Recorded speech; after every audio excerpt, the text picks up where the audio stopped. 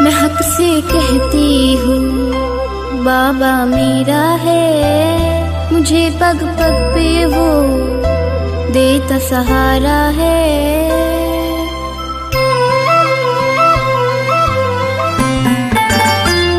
मैं हक से कहती हूँ बाबा मेरा है, मुझे पग पग पे वो देता सहारा है।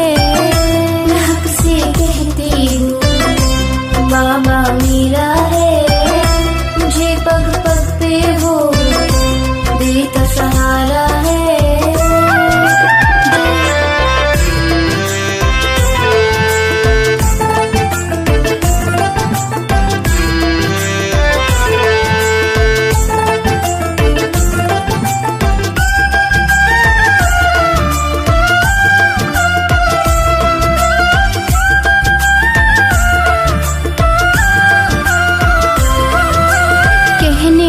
तो यूं सारे ही अपने हैं, तेरी वजह से पूरे हुए हर सपने हैं। कहने को तो यूं सारे ही अपने हैं, तेरी वजह से पूरे हुए हर सपने हैं। जो कुछ है पास मेरे वो सब तो तुम्हारा है, मुझे पग पग पे वो देता सहारा है। मैं हक से कहती हूँ बाबा मेरा है, मुझे पग पग पे वो देता सहारा है।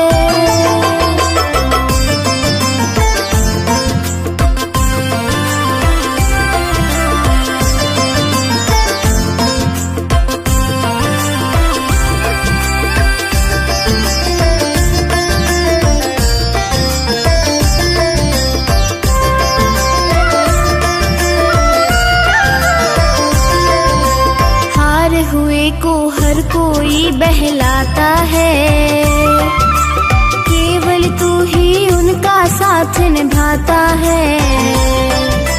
हारे हुए को हर कोई बहलाता है, केवल तू ही उनका साथ निभाता है। जो थाम लिया तूने कभी न वो हारा है, मुझे पग पग पे वो देता सहारा है। मैं हक से कहती हूँ बाबा मेरा है, मुझे पग पग पे वो देता सहारा है।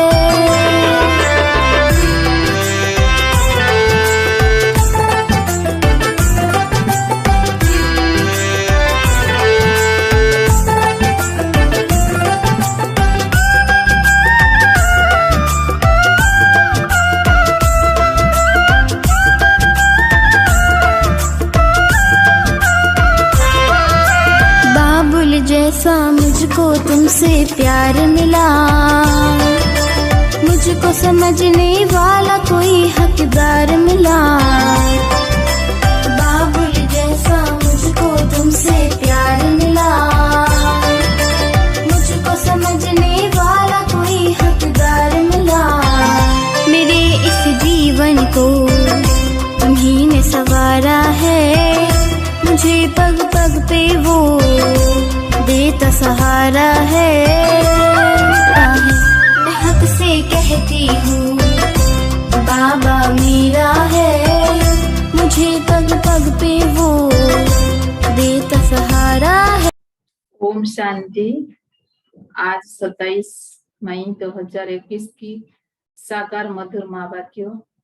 मीठा बाबा कहते, मीठे बच्चे, अभी विनाश का समय बहुत समीप है, इसलिए एक बाप से सच्ची प्रीत रखो, किसी देहधारी से नहीं। प्रश्न, जिन बच्चों की सच्ची प्रीत एक बाप से होगी, उनकी निशानियां क्या होगी? उत्तर, पहला पॉइंट, उनका बुद्धियोग किसी भी देहधारी के तरफ जा नहीं सकता, वह आपस में एक दो के आशिक माशूक नहीं बनेंगे। दूसरा पॉइंट, जिनकी सच्ची प्रीति है वो सच्चा विजयी बनते हैं। विजयी बनना अर्थात सती का महाराजा महारानी बनना। तीसरा पॉइंट, प्रीति बुद्धि सदा बाप के साथ सच्चे रहते हैं, कुछ भी छिपा नहीं सकते।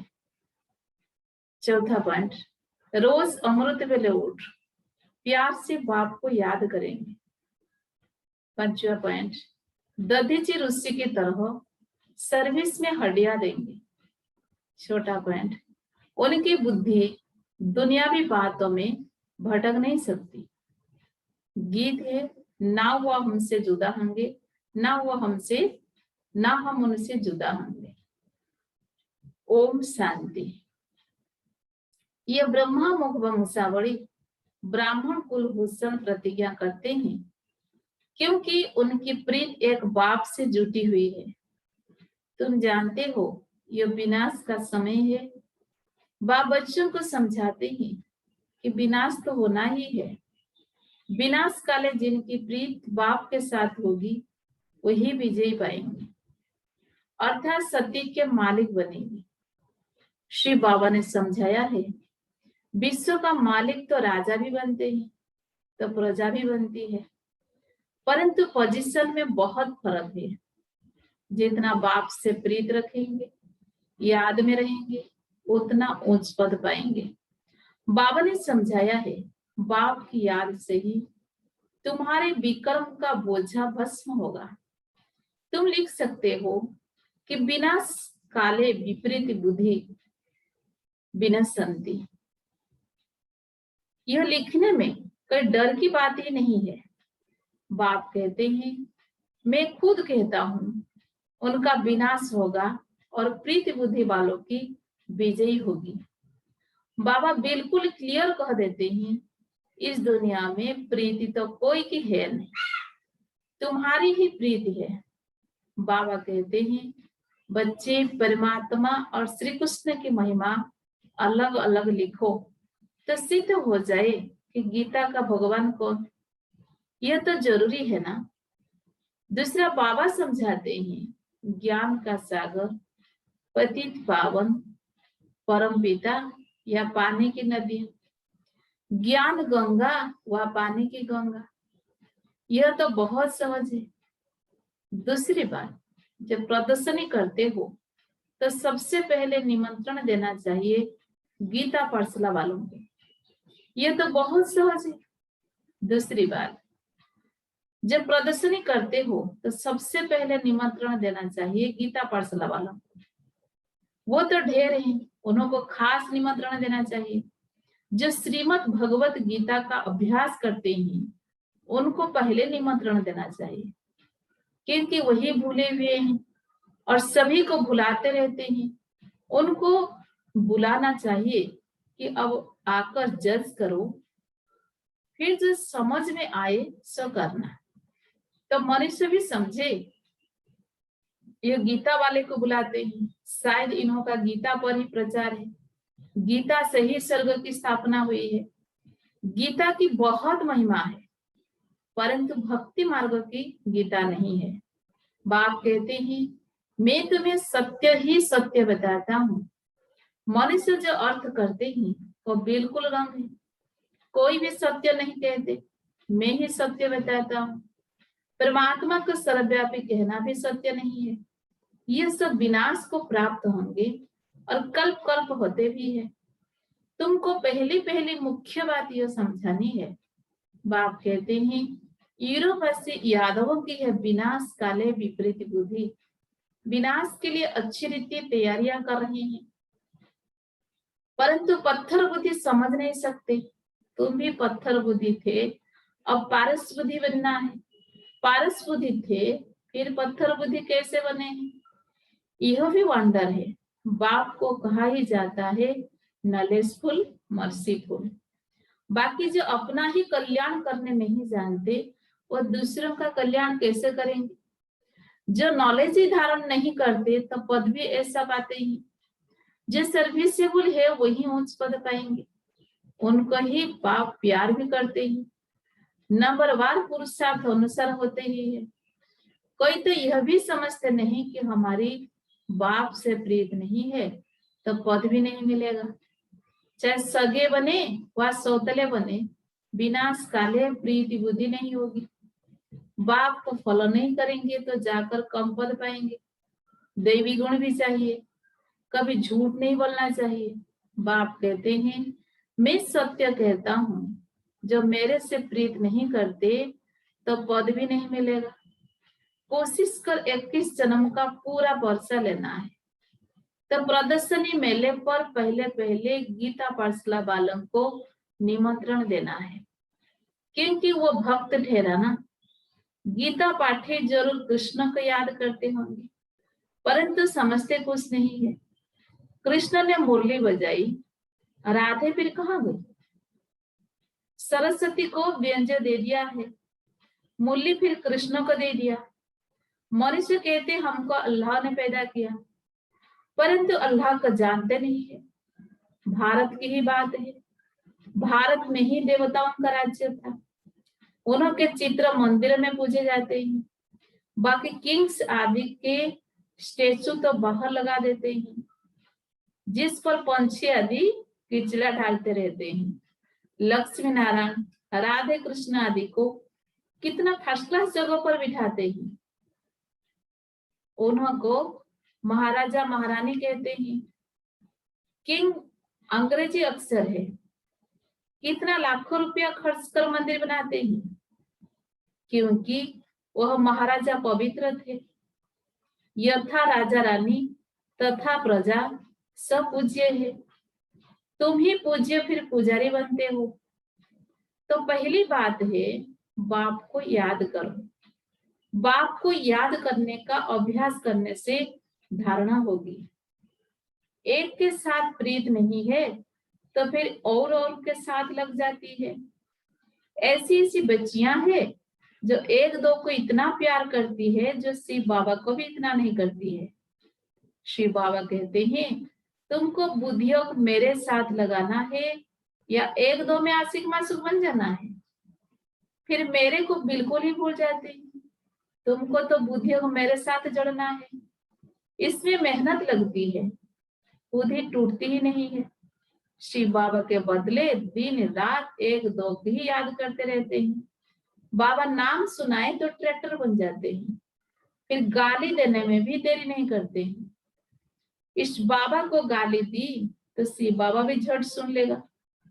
ब्रह्मा से नहीं पढ़े तो शिव बाबा से पढ़ ना सके, ब्रह्मा बिगड़ तो शिव बाबा भी सुन ना सके। इसीलिए कहते हैं साकार से जाकर पूछो। कई अच्छे अच्छे बच्चे हैं जो साकार को मानते ही नहीं है, समझते हैं यह तो पुरुषार्थी है। पुरुषार्थी तो सब है, परंतु तुमको फॉलो तो माँ बाप को ही करना है। कोई तो समझाने से समझ जाते हैं, कोई की तकदीर में नहीं है तो समझते नहीं है, सर्विसेबल बनते नहीं है। परंतु बुद्धि एक बाप से रखनी होती है। बहुत आजकल निकले हैं जो कहते हैं मेरे में शिव बाबा आते हैं। इसमें बड़ी संभाल चाहिए। माया की बहुत प्रवेशता होती है, जिनमें आगे श्री नारायण आदि आते थे, वो भी आज है नहीं। सिर्फ प्रवेशता से कुछ होता नहीं है। बाप कहते हैं माँ में कम याद करो, बाकी मेरे में इहो आता है वो आता है, यह सब माया है। मेरी याद ही नहीं होगी तो प्राप्ति क्या होगी? जब तक बाप से सीधा योग नहीं रखेंगे तो पद कैसे पाएंगे, धारणा कैसे होगी? बाप कहते हैं तो माँ में कम याद करो, ब्रह्मा द्वारा ही मैं समझाता हूँ, ब्रह्मा द्वारा ही स्थापना हुई है। त्रिमूर्ति भी जरूर चाहिए। कोई तो ब्रह्मा का चित्र देख बिगड़ते हैं, कोई फिर कृष्ण के 84 जन्म देख बिगड़ते हैं, चित्र फाड़ भी डालते हैं। अरे यह तो बाप ने चित्र बनवाए हैं, तो बाप बच्चों को समझाते हैं भूलो मत, सिर्फ बाप को याद करते रहो। बांधलियों को भी रड़िया नहीं मारनी है, घर में बैठ बाप को याद करती रहो। बांधलियों को तो और ही ऊंच पद मिल सकता है। तो बच्चों को ज्ञान देने वाला है ही एक ज्ञान सागर। स्पिरिचुअल नॉलेज एक बाप के सिवाय और कोई में है नहीं। ज्ञान का सागर एक परमपिता परमात्मा ही है, उसको ही लिबरेटर कहा जाता है। इसमें डरने की क्या बात है? बाप बच्चों को समझाते हैं, बच्चों को फिर औरों को समझाना है। बाप कहते हैं मुझे याद करो तो सदगति को पाएंगे। सतयुग में है राम राज्य, कलयुग में है नहीं। सतयुग में तो एक ही राज्य है। ये सब बातें तुम्हारे में भी नंबरवार है।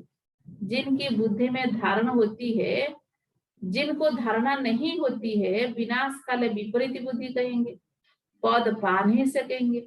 विनाश तो सबका होना है, ये अक्षर कम है क्या? श्री बाबा कहते हैं विनाश काले प्रीति बुद्धि बनो, यह तुम्हारा अंतिम जन्म है। इसमें अगर तुम प्रीत नहीं रखते हो तो पद भी नहीं मिलेगा। सच्चे दिल पर साहेब राजी होता है। दधीचि ऋषि मिसल सेवा में हड्डियां देनी है। कभी कई पर ग्रहचारी बैठती है तो नशा ही उड़ जाता है। फिर अनेक प्रकार के तूफान आते रहते हैं। मुख से कहते हैं इससे तो लौकिक के पास चले जाए, यहाँ तो कोई मजा नहीं है, वहां तो नाटक बाइस्कोप आदि खूब है। जो इन बातों पर हिरे हुए हैं वो यहाँ ठहर ना सके, बड़ा मुश्किल है। हाँ, पुरुषार्थ से ऊंच पद भी पा सकते हैं, खुशी में रहना है। बाबा खुद कहते हैं सुबह को उठकर नहीं बैठता हूँ तो मजा ही नहीं आता है। लेटे रहने से कभी कभी झूठका आ जाएगा, उठकर बैठने से अच्छी पॉइंट्स निकलती है, बड़ा मजा आता है। अभी बाकी थोड़े दिन है, हम विश्व की बादशाही ले रहे हैं बाप से। यह बैठ याद करे तो भी खुशी का पारा चढ़े। सुबह को चिंतन चलता है तो दिन को भी खुशी रहती है। अगर खुशी नहीं रहती तो जरूर बाप से प्रीति बुद्धि नहीं है। अमृत वेले एकांत अच्छा होती है। जितना बाप को याद करेंगे उतना खुशी का पारा चढ़ेगा। इस पढ़ाई में ग्रहचारी बैठती है क्योंकि बाप को भूलते हैं। बाप से वर्षा लेना है तो मनसा वाचा कर्मणा सर्विस करनी है। इस सर्विस में ही ये अंतिम जन्म व्यतीत करना है। अगर और दुनियावी बातों में लग गए तो फिर यह सर्विस कब करेंगे?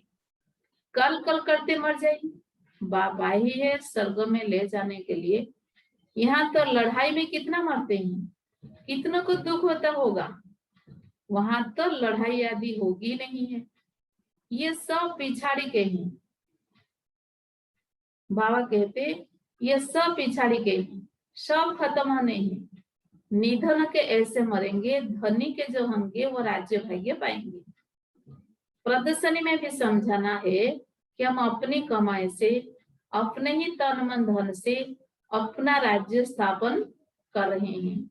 हम भीख नहीं मांगते हैं, जरूरत ही नहीं है। ढेर भाई बहन इकट्ठे होकर राजधानी स्थापन करते हैं। तुम करोड़ों इकट्ठा कर अपना विनाश करते हो। हम पाई पाई इकट्ठा कर विश्व का मालिक बनते हैं।